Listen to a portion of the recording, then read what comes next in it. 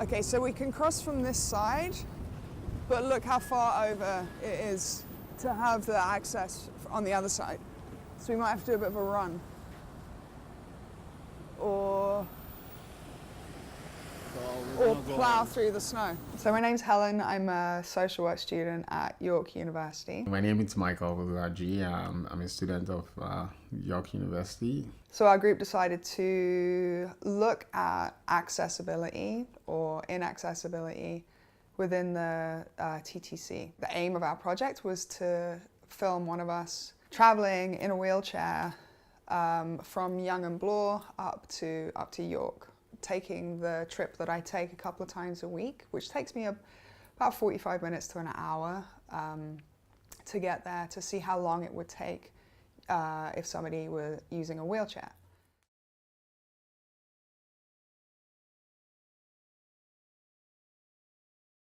I represent somebody that has a physical disability that was sitting on the wheelchair, and my colleague Helen played the role of my support worker. The first kind of obstacle we came across was finding the elevator to get into the TTC. That's not happening. Hey. You can see there's another barrier right there. Yeah. The staircase. Or stairs, there's your options. Stairs up, stairs down. So we kind of traveled the circumference of the whole building and passed maybe 4 or 5 sets of stairs before we kind of stumbled upon an elevator that was inside the building. Right. Oh, here's the Wheel-Trans stop. I see a tiny sign. There was a kind of small Wheel-Trans poster, like inadvertently on one corner. And from there we kind of Sherlock Holmes'd it a bit, thinking that there's likely to be an elevator somewhere around here. But that still took a good 10 minutes, I would say, in the snow, in the cold, to just access the building. The direction to get to the elevator, it's really bad because there's no direction, there's nothing showing actually saying that, okay, this is where the elevator is. Okay, we've seen an elevator potentially, not not signposted at all, we just kind of stumbled upon it. Young and Bloor is a really, I mean, we're talking about downtown Toronto, which, you know, it's a lot of crowd, a lot of people, especially in the morning. So it's a location that needs about 3 to 4 elevators. Okay. So I guess concourse. So that wouldn't be easy. That's not an easy process right there. It's only one elevator.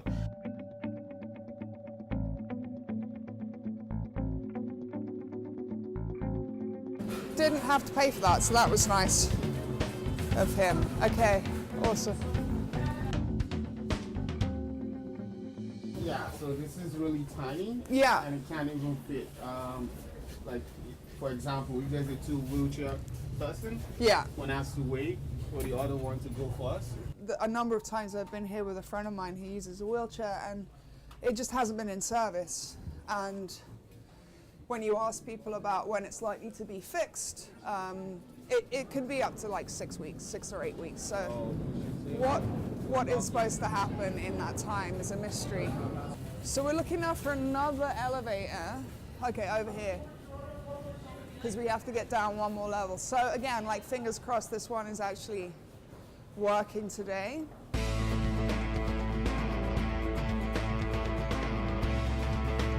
When we got to track level at Young and Bloor, the train was already approaching, I believe, so we kind of just got on anywhere. Although Michael had mentioned that there's one carriage which has a wheelchair spot, which is awesome. Going on the train, there's no place I can strap the wheelchair, so I had to wait in the middle. Michael and I locked the wheels and it seemed to be okay. We were more concerned about getting on the train because we already had lost some time finding how to get in to the busiest subway station in the city.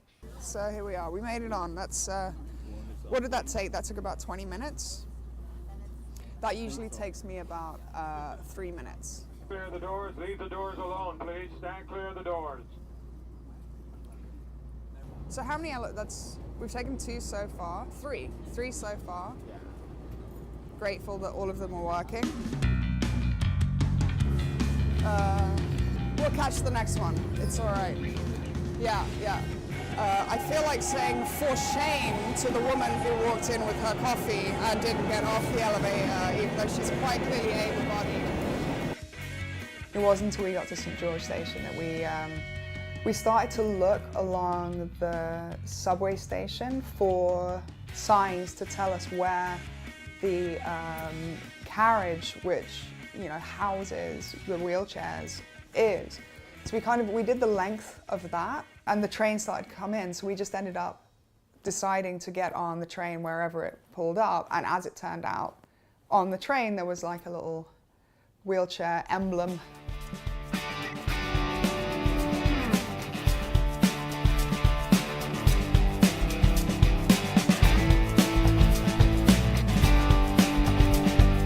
How do you get out? Shit, how do you actually get out of this thing? So here's it. Okay, that was interesting. So apparently it's not that simple. That may not be easy for everybody either. All right.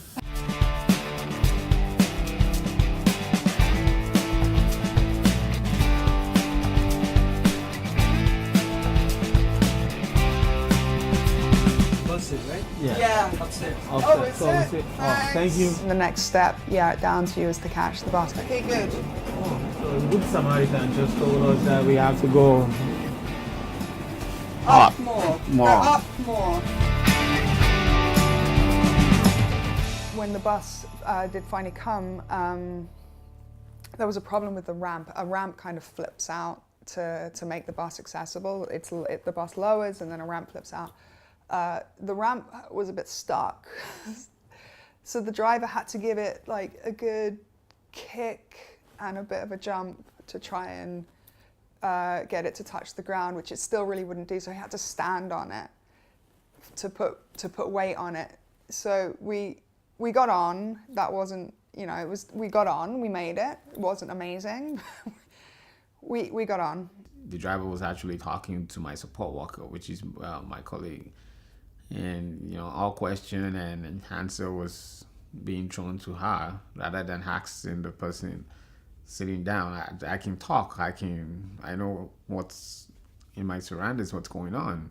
And the driver asked me, not Michael, if the driver wanted me to have Michael strapped in. And it was phrased in such a way that it's not like he said, let me help you. He sort of said it in a way like, are you sure you want me, like reading between the lines, you sure you want me to get out of my seat and come over and waste time doing that?